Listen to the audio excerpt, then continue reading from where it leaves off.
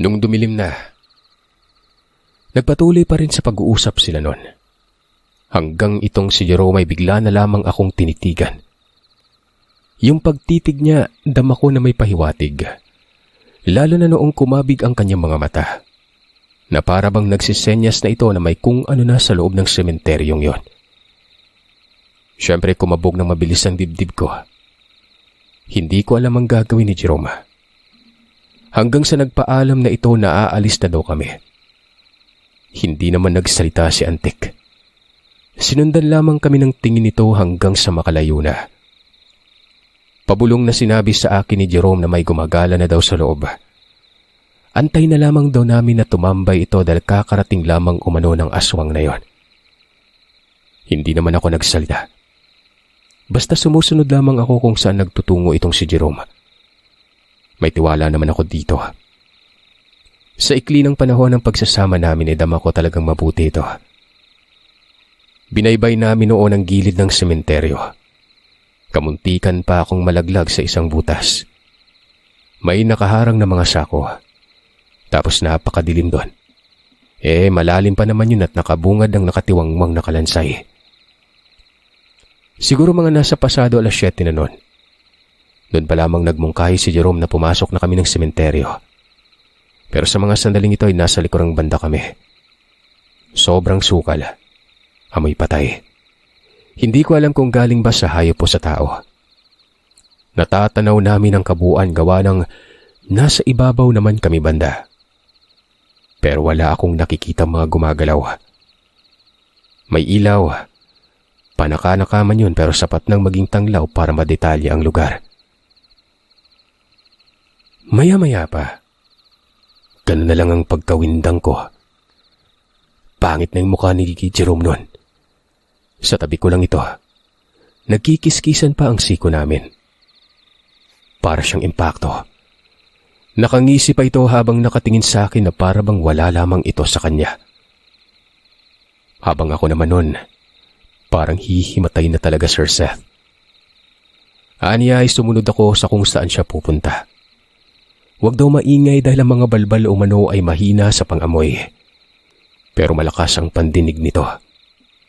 Kaya mahina umano sa pangamoy ito ay dahil sa sariling amoy na ang baho. Maliban na lamang kapag ilang distansya na. Dahil doon pa lamang makakamatyag ang mga balbal. Saka pa lamang ito maglalaho na parang bula. Hindi ako umimik nun. Ano namang magagawa ko kung hindi sundin na lang talaga siya? Tumalon siya noon pababa.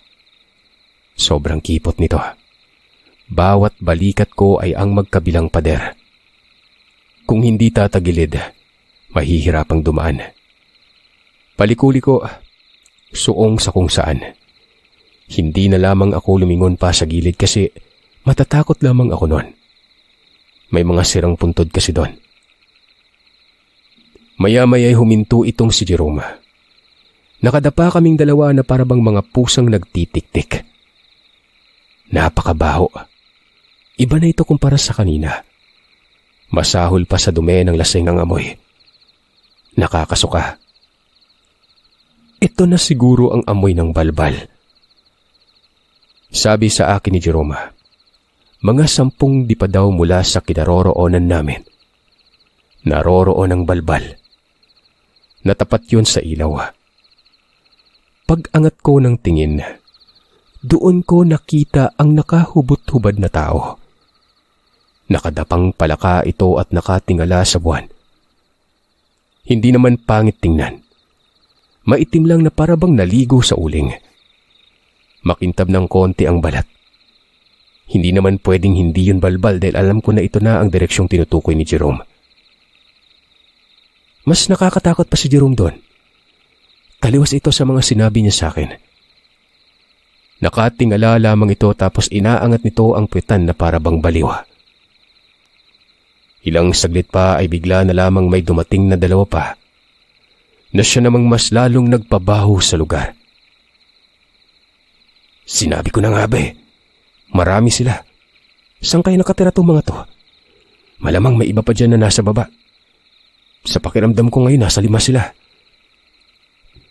Dagdag pa ni Jerome. Hindi daw gaano kalakas ang balbal. Sadyang marami lang talaga ang mga ito at mahirap sadyain dahil napakaliksi.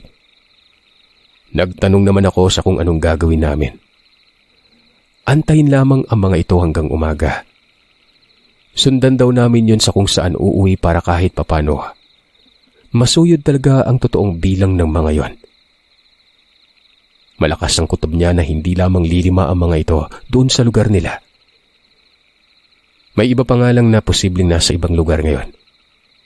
Pero kung lahi ang pagbabasihan, baka marami.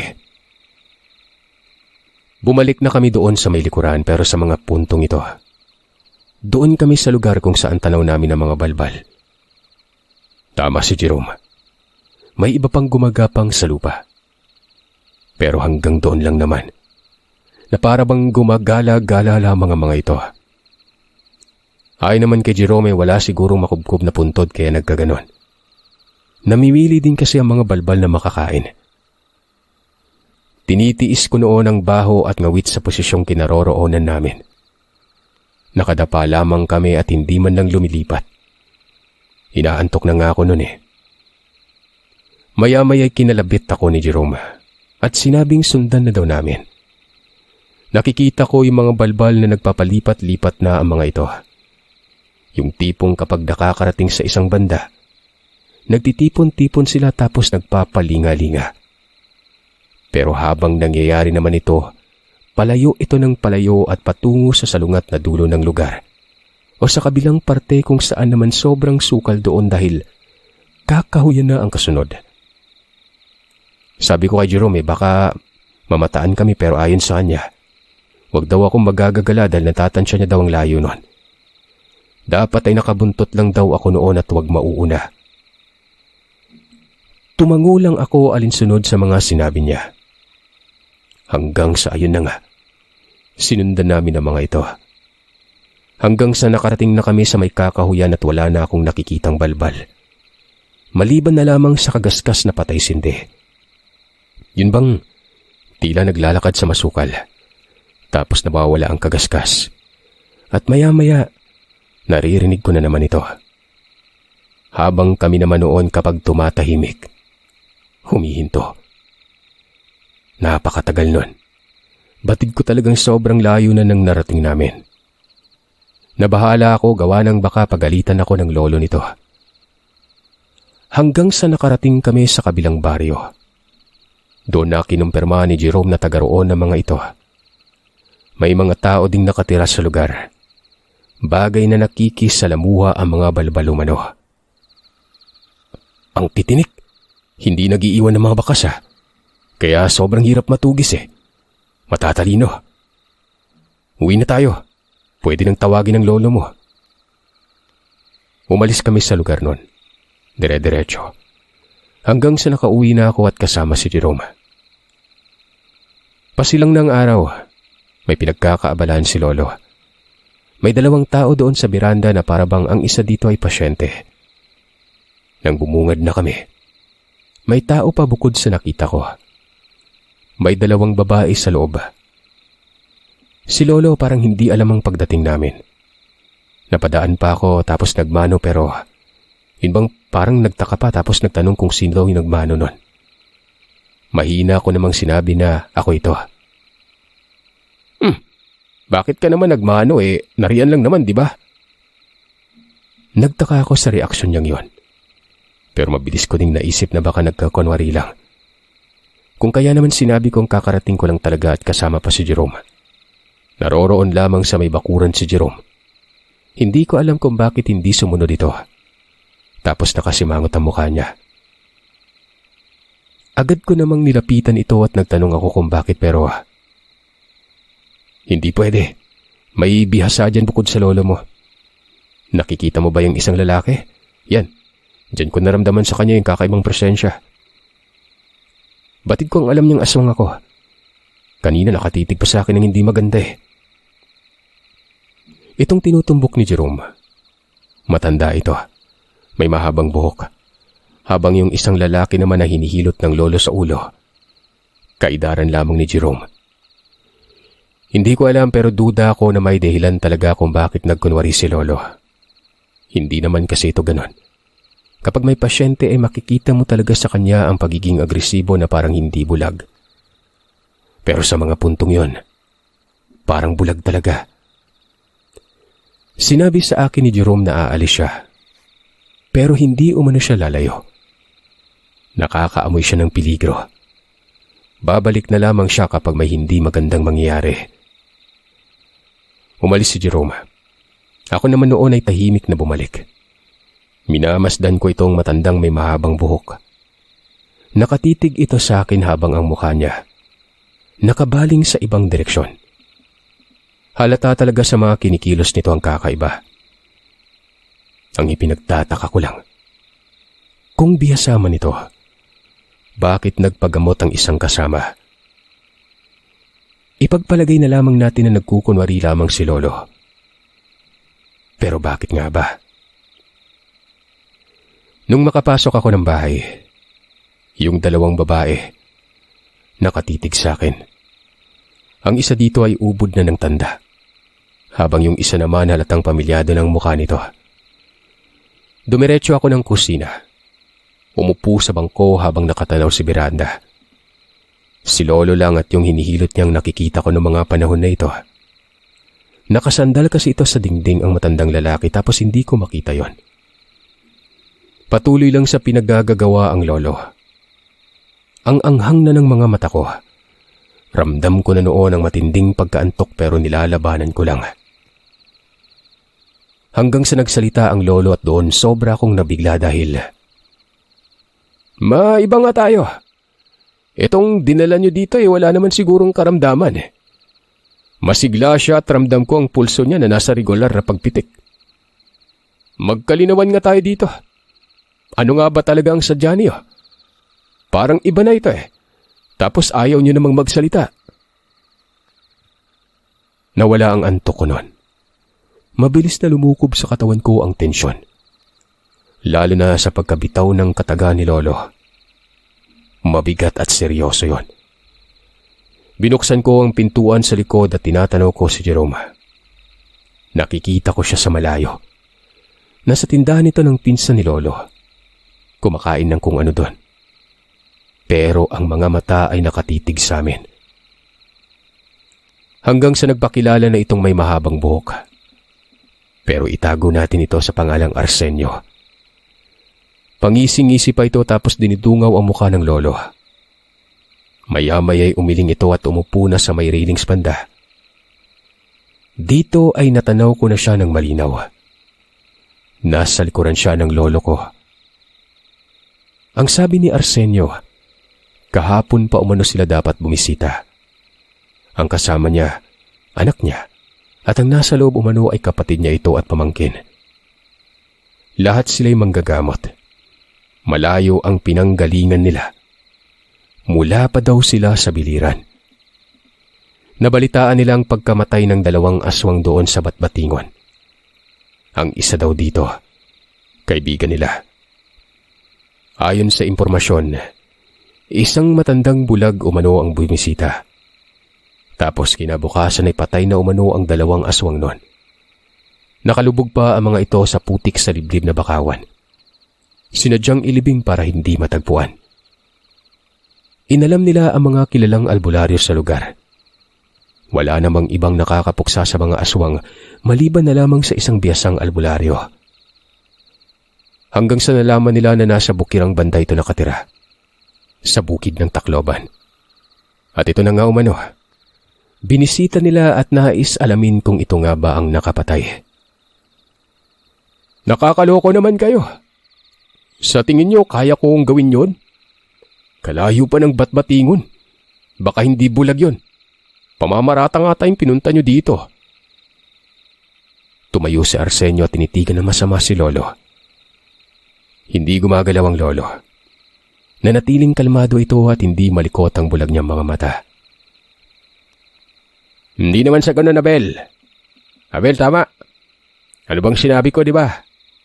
Inaalam lang namin. Pero sa nakikita ko naman ngayon, bagamat may konti kang karga, pero hindi ka ganun kaliksi. Isa lang yung nakatawag pansin sa akin kanina. Bakit may aswang dito? Kasama nung binata. Aswang yon. Ha, parehas lang pala tayo. May mga kaibigang aswang. Oh, ganun ba? Dabet, kasama mo ba si Jerome? Hindi mo man lang sinabi sa akin. Nasaan na yon? Sabi ni Lolo.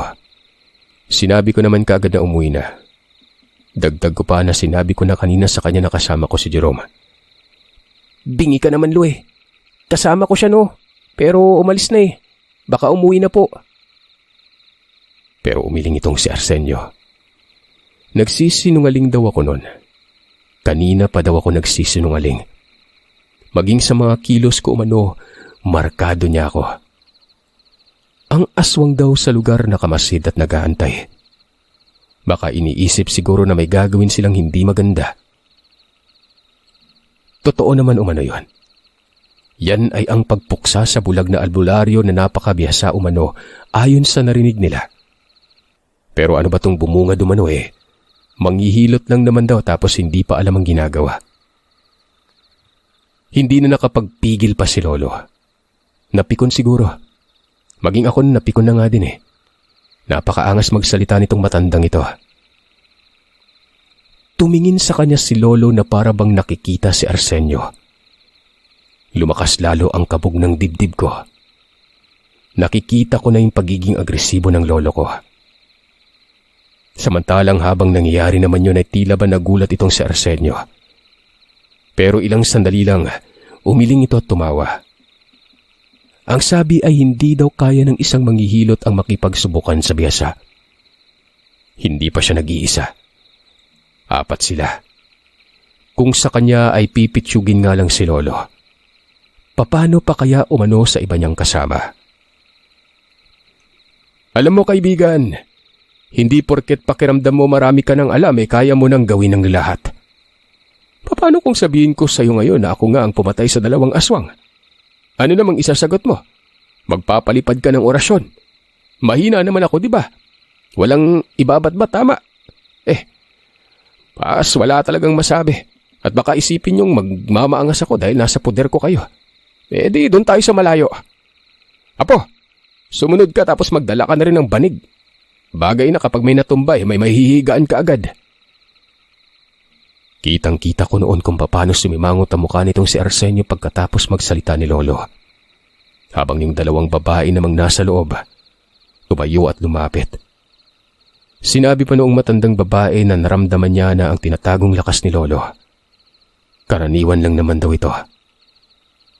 Alam niyo, kahit pabiro yung inutos ng Lolo sa akin, kumuha talaga ako ng banig. Doon ako dumaan sa may likuran. Sabay libot patungo sa beranda. Yung lolo ko ay kinuha ang kanyang tungkod. Pagkatapos ay naglakad lamang ito ng diretsyo patungo sa manggahan. Ito namang isang pangkat di umanong mga albularyo. Nagkakabulungan. Noong makarating na sa manggahan ay inilapag ng lolo ang kanyang tungkod. Dinuro isa-isa ang mga bisita.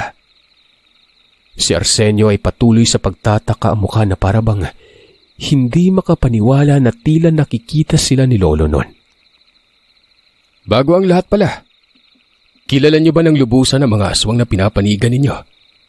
Tsaka kilala niyo rin ba talagang sarili niyo sa pagtataglay ng karunungan? Para sa akin kasi hindi.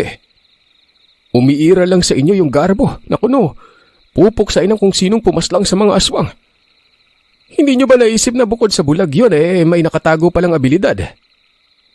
Diyan pa lang sana nagtaka na kayo kung bakit nakapatay ng aswang yon. Hindi ako nagsisinungaling. Ako ang pumatay. At itong pangit na may dalang banig saksing buhay sa lahat. Kanina pa sana ako alam kaso inaalam ko muna kung ano ba talagang motibo.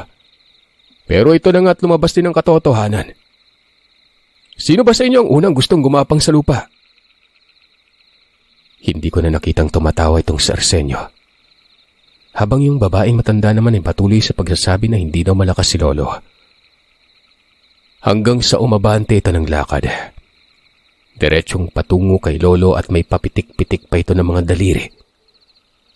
Tingin ko itong matandang babae ang susubok sa Lolo ko. Hanggang sa makalapit yon. Ang daliri nito ay tinutok sa noo ng Lolo. Nakita kong bumubuka-buka ang bibig pero habang tumatagal, sumisimangot ito. Ano na? Wala namang nangyayari. Sinabi ko na nga ba hindi kayo mga biyasa? Ano yung ginagawa mo, Day? Tigal pong malakas na parusa. Idiin mo pa sa noo ko. Ayan o. Tumigil sa ginagawa itong matandang babae. Lumingon sa mga kasama. Iyong sakto lang sa edad na babae ay nakibit balikat tapos sinabing bakit daw at walang nangyari. Hanggang sa nagsalita itong si Arsenio. Kumpirmado umano na si Lolo umano ang pumatay sa mga aswang. Dito ko palang nakita na muling ngumisi ito. Nagmayabang. Sinabi pang nakatago lamang umano ang lakas ni Lolo. Hindi man nila ito maramdaman pero makikita naman sa resulta. Malakas umano ang parusang pinakawalan. Pero hindi tumatalab. Huwag niyo nga akong pinaglololoko. Anong malakas na parusa? Saan? Sabi ko naman na wala kayong alam. Nakakatawa kayo. Hamak na manghihilot lang ako, di ba? Ano to? Naglalaro lang tayo. Alam kong nagsasabi ng totoo itong mga napabisita. Sadyang hindi nga lang umuubra kay Lolo ang kung anong taglay ng mga ito. Ito namang si Lolo Abel dahil hindi tinatabla na pinagmumukha niya mga mangmangang kalaban. Yung tipong wala talaga kunwari itong karunungan kahit meron naman talaga. Muling nagsalita si Arsenio. Sabi niya, maganda umano ang mangyayari. Magkakasubukan daw silang dalawa. Pinaalis nito yung matandang babae. Si Arsenio na umano ang bahala. Wala umanong panama ang lolo ko sa kanya. Maya-maya ay biglang dumating si Jerome. Pawisan ito at para bang may sakit sa katawan. Nagtanong ako sa kanya kung anong problema. Ayon kay Jerome, malakas umano ang kaharap ng Lolo Abel. Yung talandro na pinakawalan kanina. Mabuti at nainda ng katawan niya. Nakakamatay daw yon. Dito ko palang napagtanto na sobrang lakas palang talaga ng matandang babae. Ultimong si Jerome tinamaan eh. Siguro dahil ito sa aswang shot parusa yon. Mabilis ko siyang inabisuhan na lumayo na lang pero ayon sa kanya, mas ligtas siya sa malapit lalo na sa likuran ng lolo. Dahil kayang harangan ng lolo ang kung anong talandro. Doon ako nakatayo noon, Sir Seth, sa likurang banda ni Lolo. Pero sa gilid ito ng napakalaking puno ng mangga. Nasa tabi ko lang si Jerome. Siya ang nakatikit doon sa likod ng puno.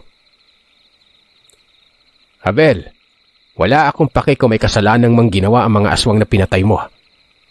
Ang paki lang sa akin ni kumpare ko yung isa doon. Tsaka kasangga ko siya. Si Danny. Hindi lang kasangga kung hindi kaibigan kong malapit. Kung ano man yung dahilan mo, wala din akong paki doon. Pero ito lang ang sasabihin ko sa'yo. Pagkaalis ko dito sa lugar na ito, tumba ka na. Aba, ganun ba kakampanting bitawan yung pagbabanta mo? Baka kinakabahan ka dyan, ha? Apo, tumabi ka muna ng konti. O ikaw, Jerome, anong pinagsasabi mong mas protektado ka sa malapit, ha? Lumayo ka. Matutunaw talaga yung kaluluwa mo. Dito na kumaripas ng takbo si Jerome. Ako noon kahit nasa gitna ng mabigat na tensyon. Hindi ko mapigilan ang sarili na mapatawa. Yung mukha kasi ni Jerome ay malayo sa nakikita ko sa kanya palagi. Yun bang tipong takot na takot talaga? Sinabi ko naman na sa kanya na kung bakit pa siya lumapit. Nagmamarunong pa. Nagsuot ng bandana si Arsenio. Kulay nito ay para bang nabasa ng kung anong parang dugo. May mga mantsa. Kinuha naman ni Lolo ang kanyang tungkod. Lumingon ito sa akin at sinabing tingnan ko daw ang kaibahan niya sa mga katulad niyang albularyo. Hindi ako nagsalita nun. Nasa parteng damuhan na ako at labas na sa lilim ng mangga. Para bang karatista itong si Arsenio. May paporma-porma tapos kumpas ng kamay at ihip sa kanyang palad. Hanggang sa mabilis na lumapit ito kay Lolo. Pero sa maniwala man kayo o sa hindi, pinitik lang ng isang beses gamit ng manipis na tungkod. Sumubsob ito sa lupa. Sumalampak ang katawan nito sa lupa noon. Hindi nakagalaw. Dumadaing yun ng malakas na para bang may iniindang sakit. Maya-maya'y umubo ito. Merong lumabas na dugo sa bibig niya. Takang-taka ako noon. Manghang-mangha. Hanggang sa nagsalita si Lolo. Wala daw siyang ginawa maliban na lamang sa pagbalik ng kung anong inihahanda ni Arsenio noon na dapat ipapatama sa Lolo. Kung gaano ito kalakas, ganun din kalakas ang balik nito. Kung gayon pala, kung sakaling tumama kay Lolo ang kung anong kalokohan nitong si Arsenio, kung ano ang nangyayari dito sa mayabang na manggagamot na ito, ganun na ganun din dapat ang mangyayari kay Lolo. Hindi nakabangon si Arsenio. Tumihaya ito at mabilis namang lumapit yung isang lalaki. Inalalayan sa pagtayo. Patuloy na dumadaing itong si Arsenio kapag ginagalaw ang katawan. Sabi naman ni Lolo, iabot ko umano ang banig nun. Kahit papano ay may mahihigaan si Arsenio. Hindi pala talaga nagbibiro si Lolo. Ipapagamit niya talaga yung banig. Ako ututo. Inabot ko yun sa kasama ni Arsenio. Nagtanong si Lolo kung sino ang susunod. Pero walang umimik. Yung matandang babae at yung isa pa ay umalis ng mabilis sa lugar. Ang naiwan na lamang yung hinilot ng Lolo at si Arsenio. Sabi pa ng Lolo, kung may mas malakas pa sa kanila ay papuntahin lang daw sa lugar. Arsenio, hindi naman ako ganun kasama. Parehas lang siguro tayo pero nasa maling prinsipyo ka lang. Pasensya ka na pero kailangan mong pagdusahan yan.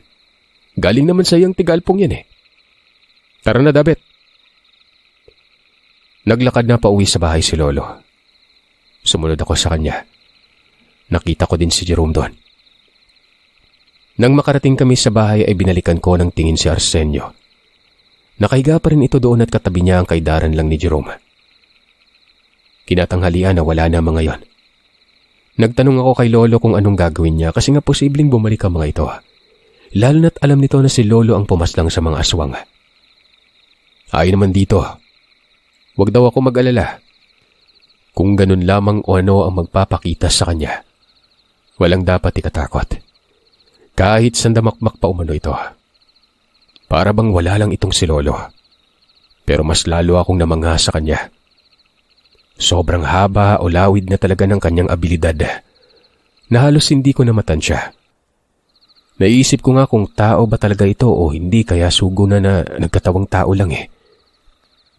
Ganun ko siya ituring noon na para bang nasa ibang mundo na din ako kasama niya. Ilang araw ang nakalipas noon ay bumalik nga itong si Arsenio.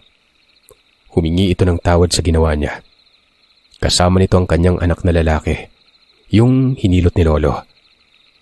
Halos isang araw din yun na nasa bahay. Nagkainuman sila.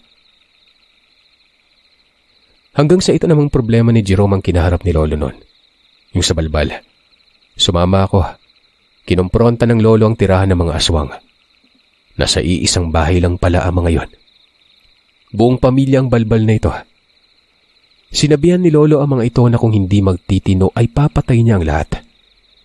Pwede naman umanong mamuhay ng normal ang balbal dahil nasa tangan at kultural lang naman ito ang pagiging aswang. Kung iibay nila ang nakagawian, magiging walang pinag-iba ito sa mga tao na namumuhay ng normal noon. Walang nakakibo maski isa. Binantaan sila ni Lolo at papasubaybayan niya ang mga ito kay Jerome.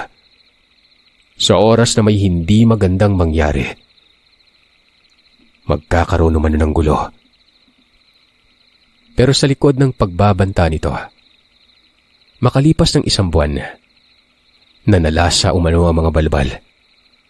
Inantay lang na kumalas na si Jerome sa pagsubaybay sa kanila. At nung wala ng bantay, gumala na naman ang mga ito.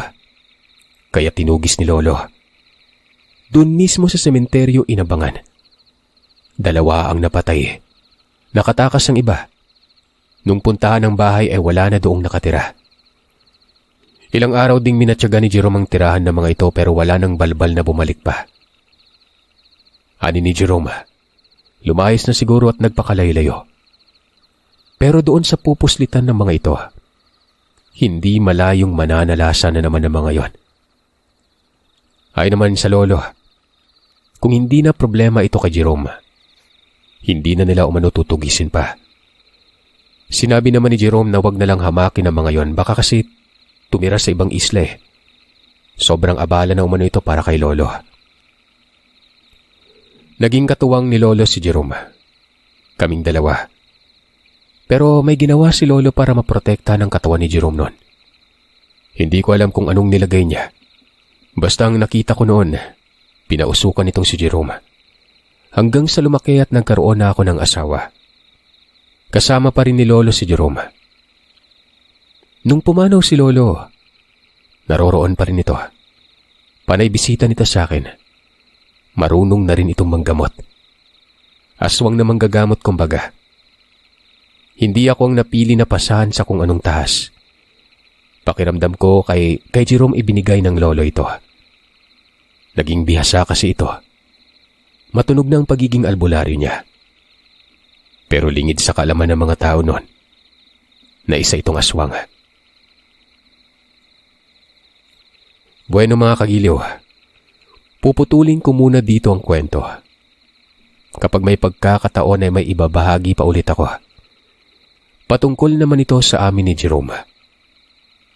Lahat ng karanasan namin na ito dahil lang sa lolo kong si Abel, ang bulag na albularyo.